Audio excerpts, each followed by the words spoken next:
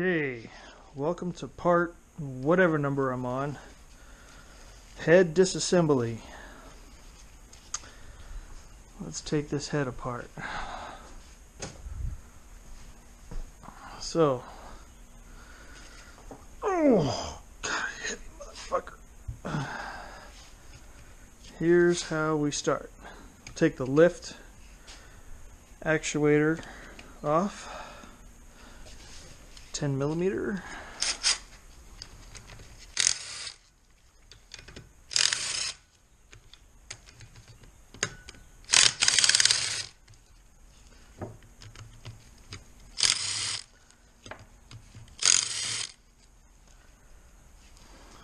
Three bolts, two nuts.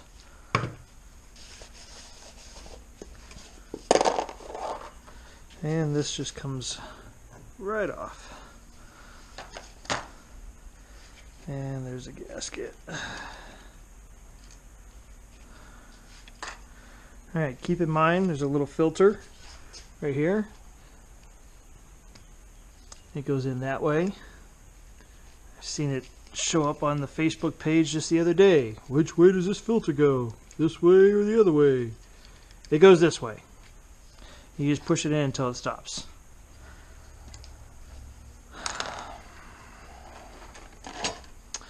Alright, now lift bolts.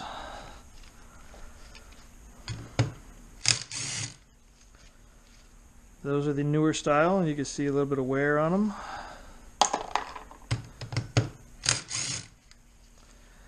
And it's typically always the intake on the old style bolts that breaks.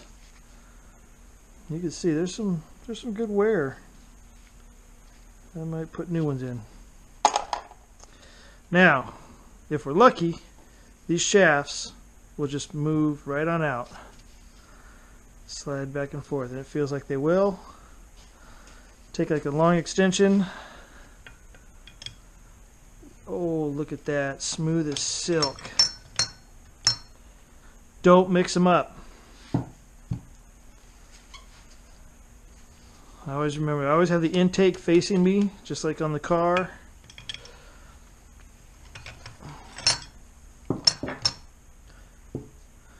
And you take the rockers out. Don't mix them up.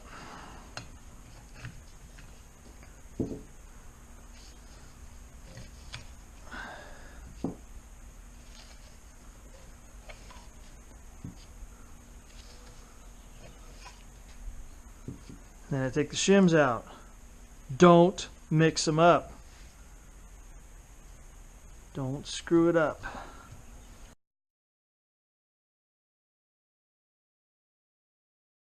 Okay, now pull these out. Who's texting me?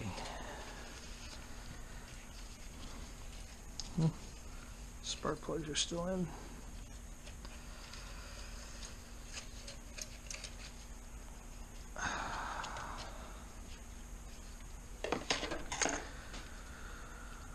Okay, let's see here. I'll just start right down the line. And I'll take the washers out.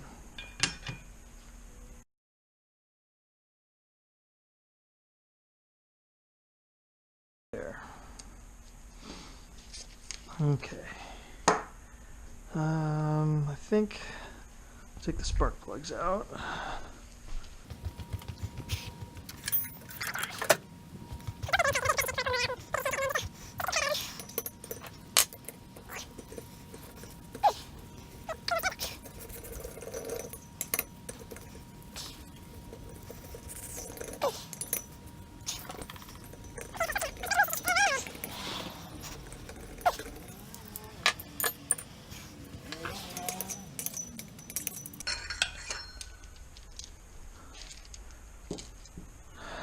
Okay, now the way that I do this,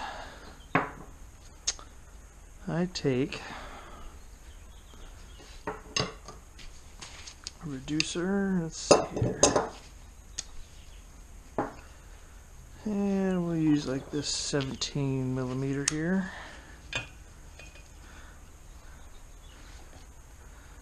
Probably ought to, let's see what happens. Just give it a good whack and they pop right off. Oh! Alright.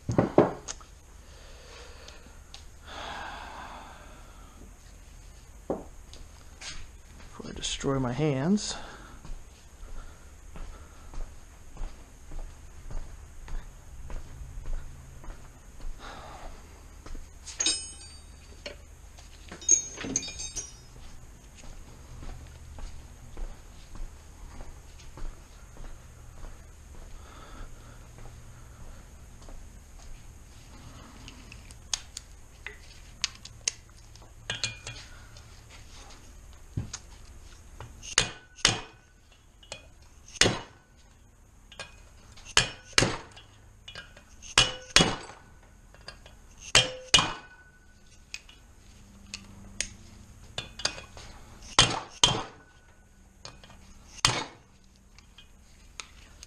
You can see it's popping the keepers and the retainer right off. Don't lose the keepers either.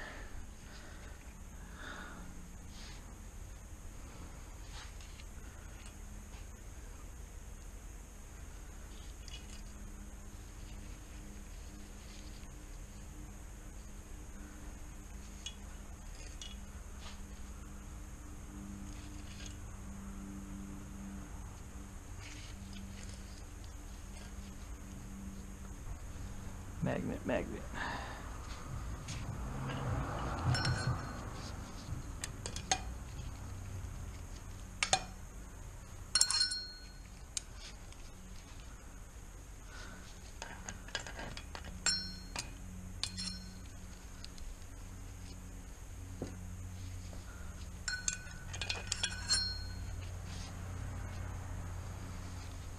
Now both sides use the same keepers.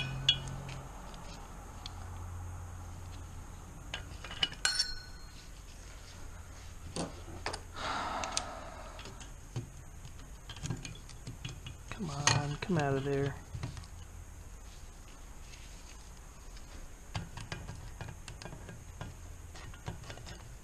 Well, maybe doesn't want to spread the conductivity, huh? It's weird. Okay, well, let's just take a look here. The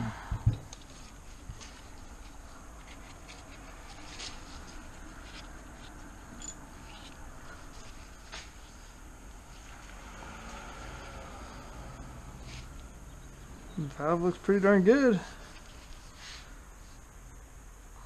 I'm going to have to make some room here. Make some adjustments.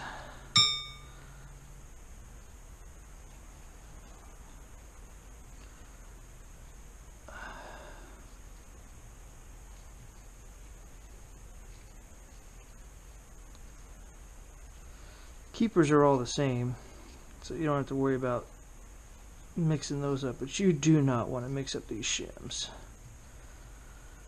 Since I am going to be shimming the whole damn thing over again.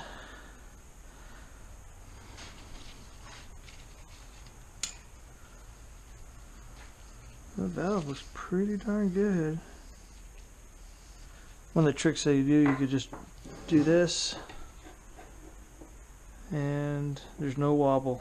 So I think it's usually the exhaust valves that hit the piston and get tweaked.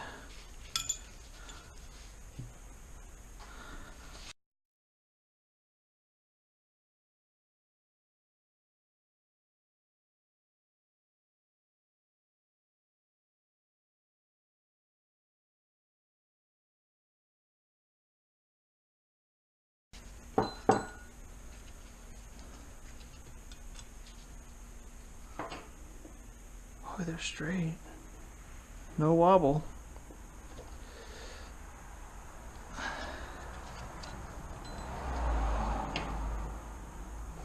Don't see any wobble there either. good carbon buildup, but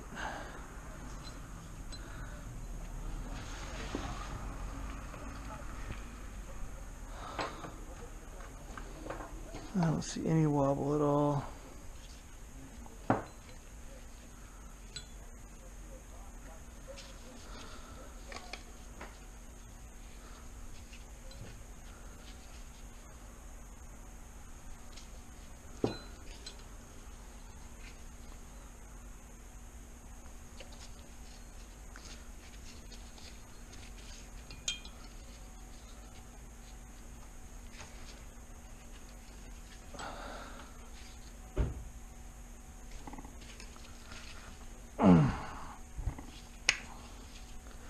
Oh, there's one of those junkyard tags right there.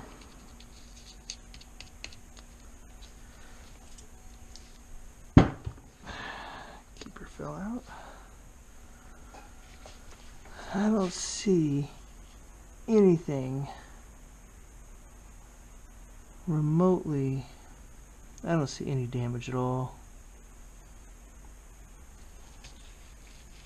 There's a little bit of, you know what, I wonder if the detonation, there's some shit right there. That looks gnarly right there. And right there. You know what? Come to think of it, now I remember. I had a spark plug come apart in cylinder 4.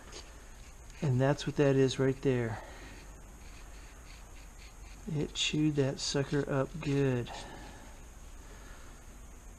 I might be able to smooth that out though. Alright, what am I looking for? I don't know.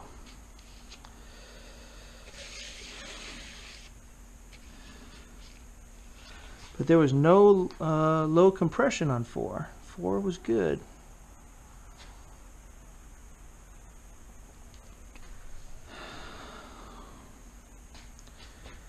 Well, let's see here. 19.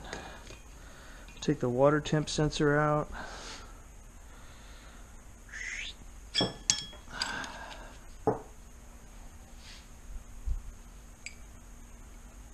Where's my tools? Where's my tools? Tools, tools, tools. You're a fucking tool. Okay, there's that. There it is.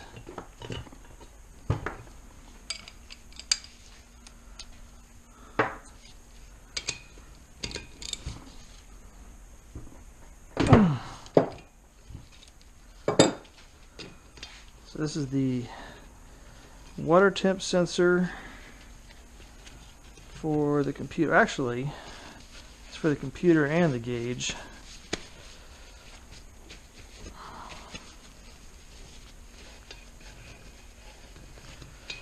In the older Celicas, there was a single wire second sensor that went to the gauge.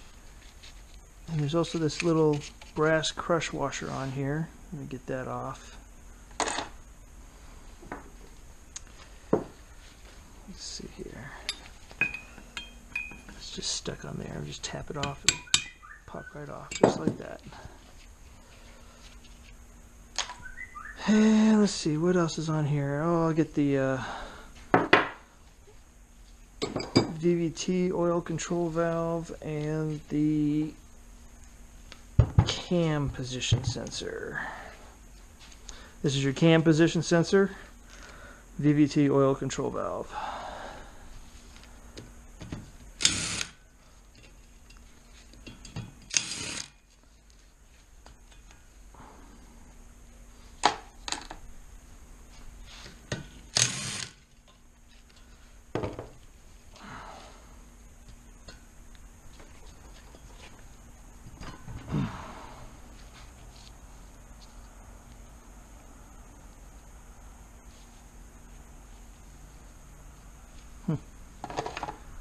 Piece of crap in there. Okay, and I guess I'll take these out. The injector O-rings.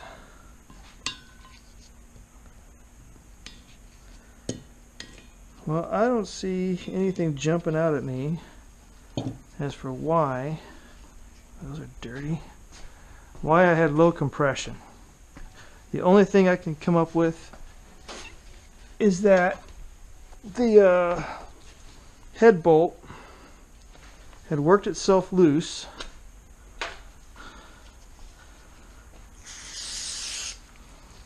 and the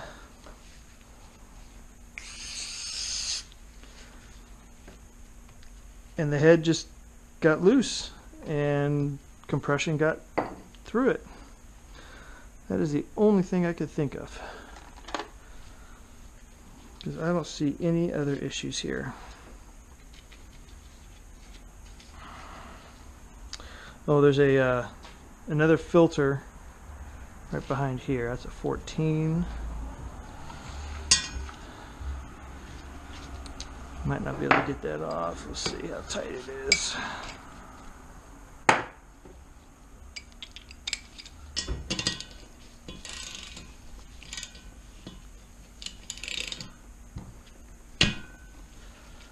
Not that tight at all. I believe it sticks to this nut or bolt, and voila, there she goes. It is a little different from the other one. But look at that, nice and clean filter, no crap in it, because I change my oil often. I would rather change my oil. I change it about every 4,000 miles, and I use plain old dyno oil. I don't use synthetic oil, at least not on this car. Okay, now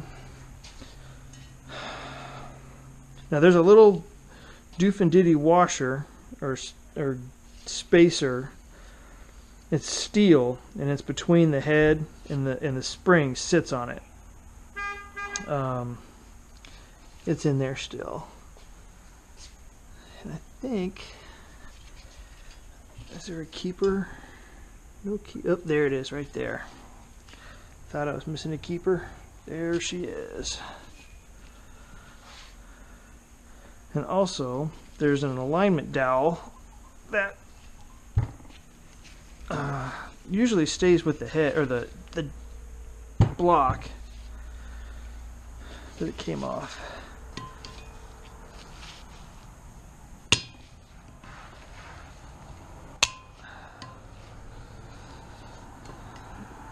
Come on.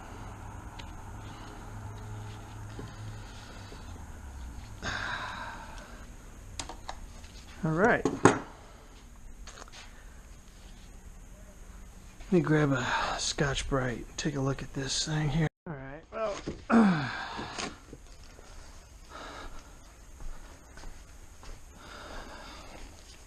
found the Scotch-Brite. I kind of cleaned up the cylinder a little bit. As you can see, when that spark plug came apart, it did a little bit of damage there, but that shouldn't be really an issue, because the valve seats are fine. So I'll be able to just kind of clean some of that up and be okay. So now I'm going to split the block.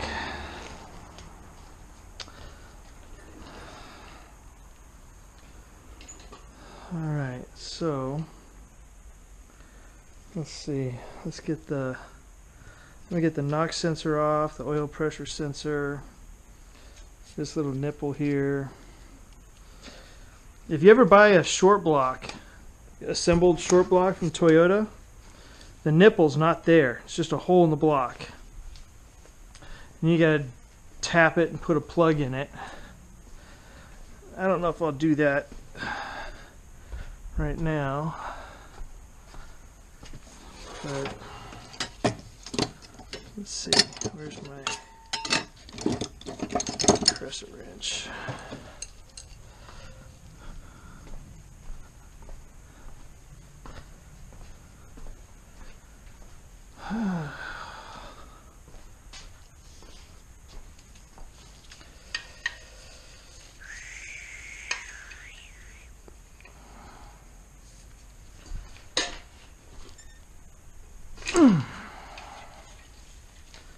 Get the NOx sensor off.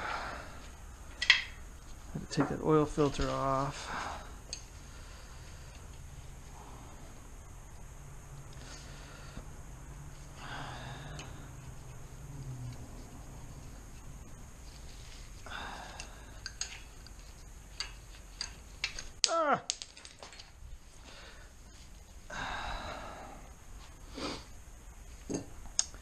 And I'll flip it over again. Get that oil filter off.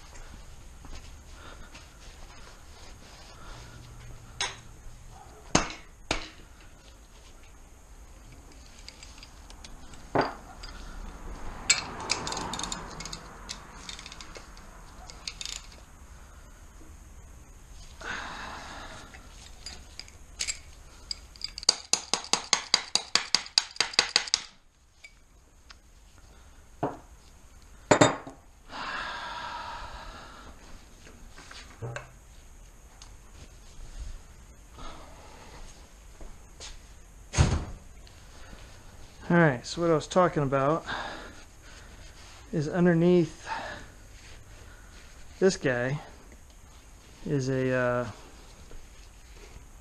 12mm bolt girdle, one of the girdle bolts.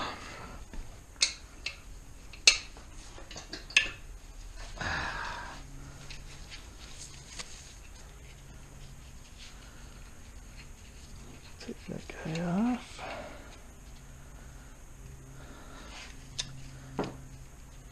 Let's see, where did that extension go? Right there.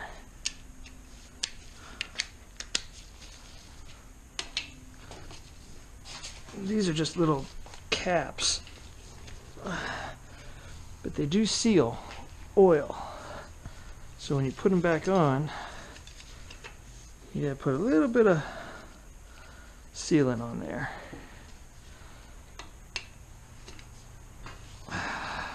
Not very tight.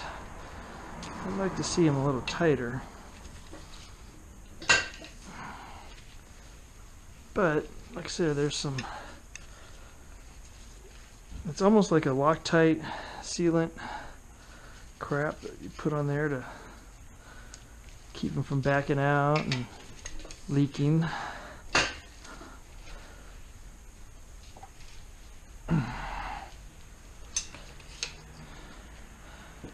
Alright, now, let's see here, where'd that reducer go? Where did my reducer go? Just had it, still in that.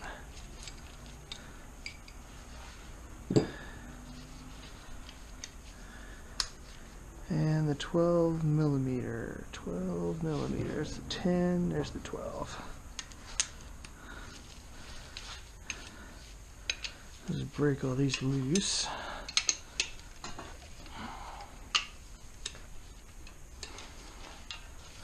don't know, will it reach it? Maybe it's this one that doesn't. Yeah, I need a longer. These aren't very tight, actually. Could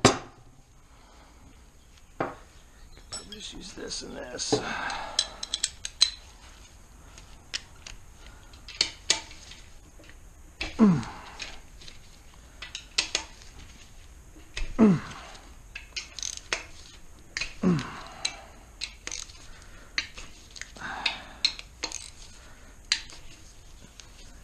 And there's really only one of them that is out of the oil channel, and that's this one right here.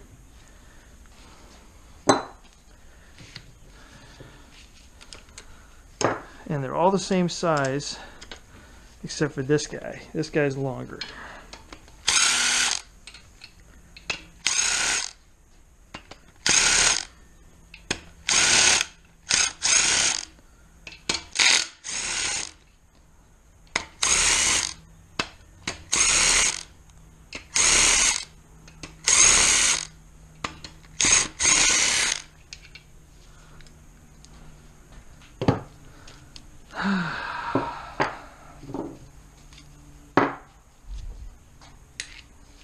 there's the long one. Everybody else is the same length. Oof. Drippy drippy.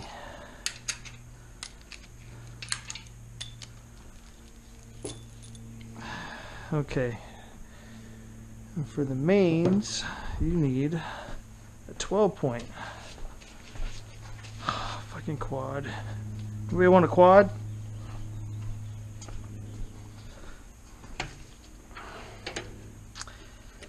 Oh, of course.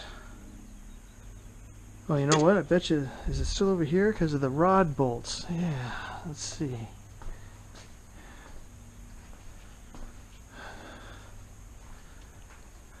Where's the 12?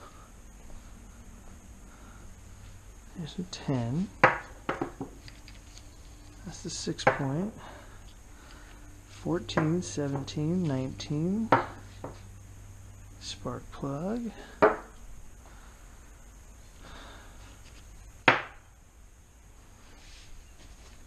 Look around, you'll see.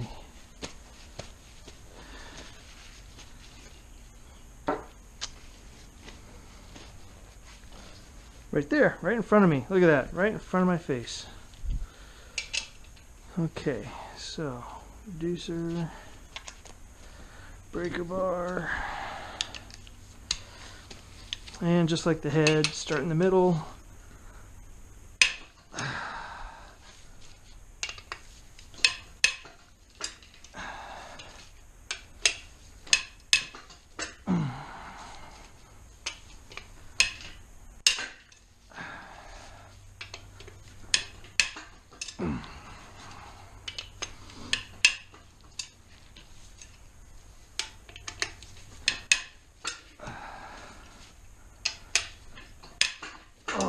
Oops, I meant crisscross. Oh, it's the end of the world.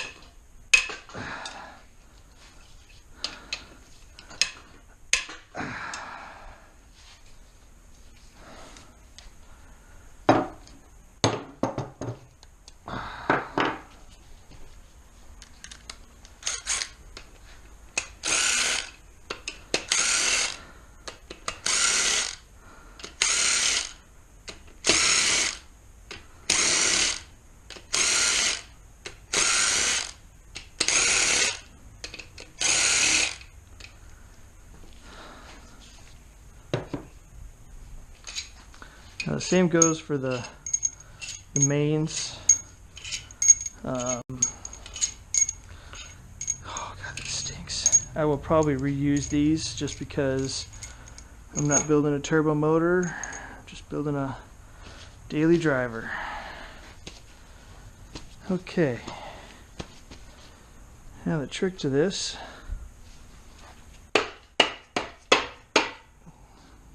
That was a little too easy.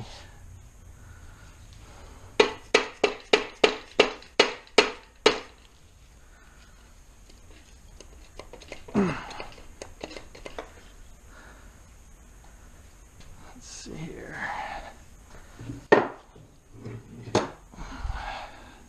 Just need to break it loose and it'll lift right off. Voila. Just like that. Easy as pie.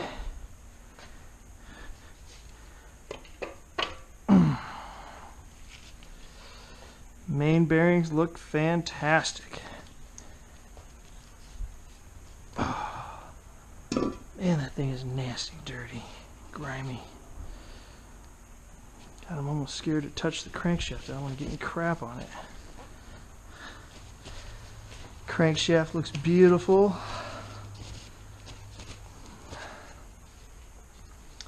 And right there, if you could see them, there's the numbers.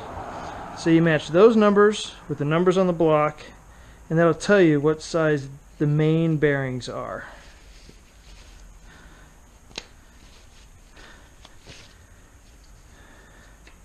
Rear main seal, you have met your day. Bye-bye.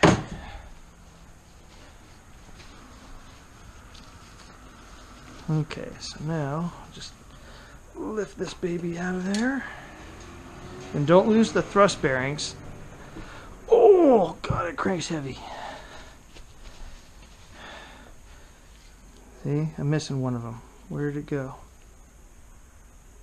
It didn't fall. Is it stuck to the crank? These are the thrust bearings, and they sit here and here. The little grooves go out, and that's thrust for the crankshaft. And yeah, it's stuck to the crank. Okay, so that's fine. Stick that right there.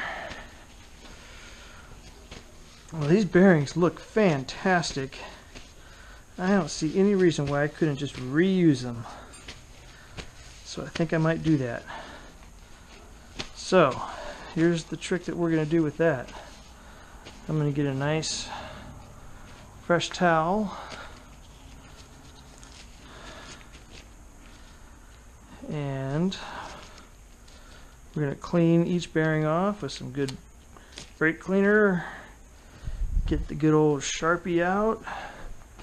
And we're going to label each bearing.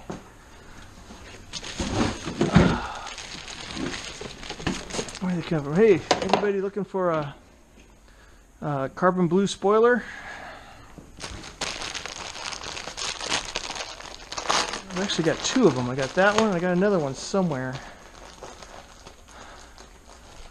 Don't know where.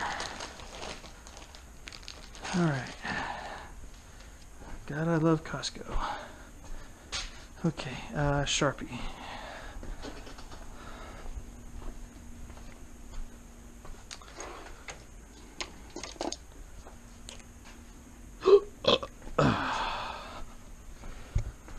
Okay.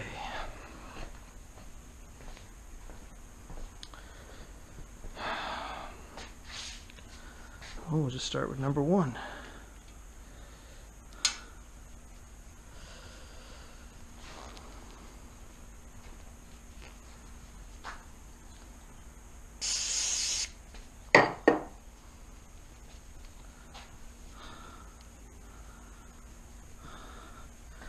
There's a little bit of wear. You can see right there in the light, if you can see it, a little bit of wear right there.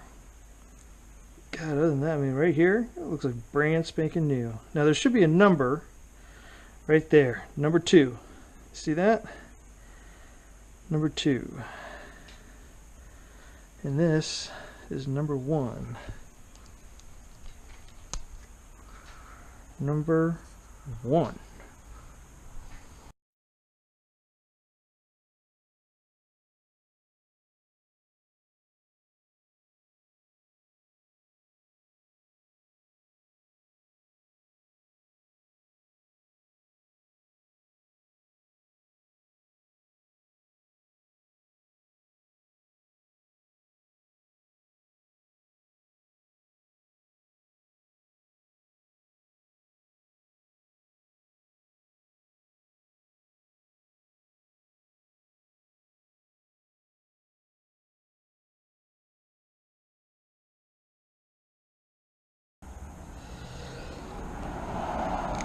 And number 5.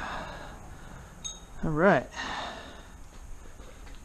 Now let's wheel this bad boy out to the street. Oh, should I take the... Yeah, I'll take the whatchamacallits out. The squirters. I don't know if this thing will bust them loose or not.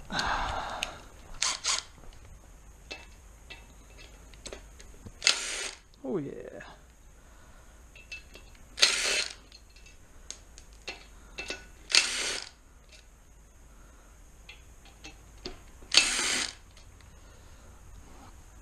So, the only 3 engines that I have built by Toyota that have squirters are the 2ZZ, the 3S GTE, and of course the almighty 2JZ.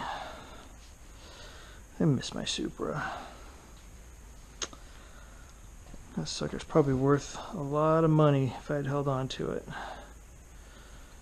But I never drove it. It sat in the garage, collecting dust. And I got 35 grand for it when I sold it. And I bought an RV, and I take the family out in the RV. And we use it. So I can live with that trade. But I do miss it. It was a fun car. Cool bragging rights. All the above.